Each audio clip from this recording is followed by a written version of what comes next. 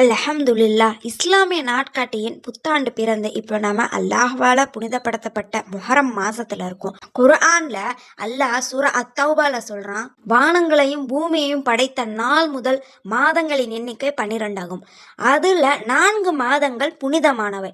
அப்படிப்பட்ட புனிதமான மாசத்துல நாம செய்ய வேண்டிய அமல்கள் என்ன என்ன, அது மட்டும் இல்லாம இந்த புனிதமான மாசத்துல குறிப்பா இந்த முஹரம் 10வது நாள்ல வரலாற்றையே உலுக்கின ஒரு பிரம்மாண்டமான அற்புதம் நடந்தது. அதுதான் மூசா அலைஹிஸ்ஸலாம் அவங்களோட வரலாறு. அது இந்த வீடியோல ஃபுல்லா பார்க்கலாம். அஸ்ஸலாமு அலைக்கும் வரஹ்மத்துல்லாஹ். எகிப்தை ஆண்ட கொடுங்கோலன் ஃபிரௌன் தன்னைத்தான கடவுள் அப்படின்னு சொல்லிட்டு இஸ்ரவேலர்களை ரொம்ப கொடுமையா அடிமைப்படுத்திட்டு வந்தான். அவன்கிட்ட போய் மார்க்கத்தை எடுத்து சொல்றதுக்காக மூசா அலைஹிஸ்ஸலாம் அவங்களையே அழிக்க துணிஞ்சிட்டான். இதனால அல்லாஹ்வின் கட்டளைப்படி மூசா அலைஹிஸ்ஸலாம் அவங்க தன்னோட மக்களை கூட்டிட்டு எகிப்தை விட்டு வெளியேறினாங்க. இந்த விஷயத்தை கேள்விப்பட்ட உடனே ஃபிரௌன் தன்னோட ஒட்டுமொத்த படையையும் ஆயுதங்களையும் ஏந்திட்டு அவங்கள துரத்திட்டு வரான். மூசா அலைஹிஸ்ஸலாம் அவங்களும் இஸ்ரவேலர்கள் அவங்களும் செங்கடலின் கரையில வந்து நிக்கிறாங்க. கடைசியா முன்னாடி பார்த்தா பிரம்மாண்டமான ஆழ்கடல், பின்னாடி திரும்பி பார்த்தா மரணத்தை ஏந்தி வர ஃபிரௌனின் படை.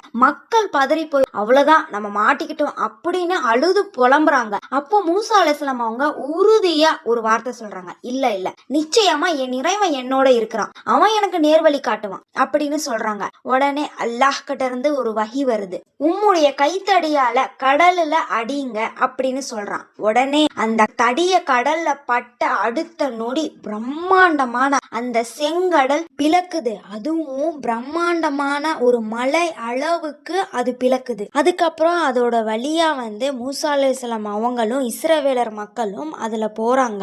ஆனா அவங்கள பின்தொடர்ந்து இந்த ஃபிரௌனோட படையும் பின்தொடர்ந்து வருது. அதுக்கப்புறம் மூசா அலைஹிஸ்ஸலாம் அவங்களும் இஸ்ரவேலர்கள் மக்கள் அவங்களும் முழுசா அந்த கடலை கடந்த பிறகு அல்லாஹ் சுப்ஹானஹு வ தஆலா அந்த ஃபிரௌனையும் அந்த படையையும் அந்த கடல்லையே மூழ்கடிச்சு அழிக்கப்படுறான். அல்ஹம்துலில்லாஹ்.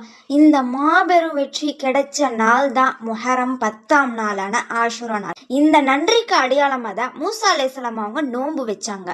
இப்போ நீங்க நினைக்கலாம், சரிங்க அவங்க நோன்பு வச்சாங்க, நாம எதுக்காக நோன்பு வைக்கணும் அப்படின்னு.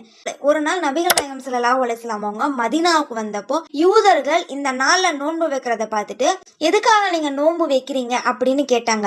உடனே இதோட வெற்றிக்காக மூசா அலைஹிஸ்ஸலாம் அவங்க வச்சாங்க, அதனால நாங்க வைக்கிறோம் அப்படின்னு சொல்றாங்க.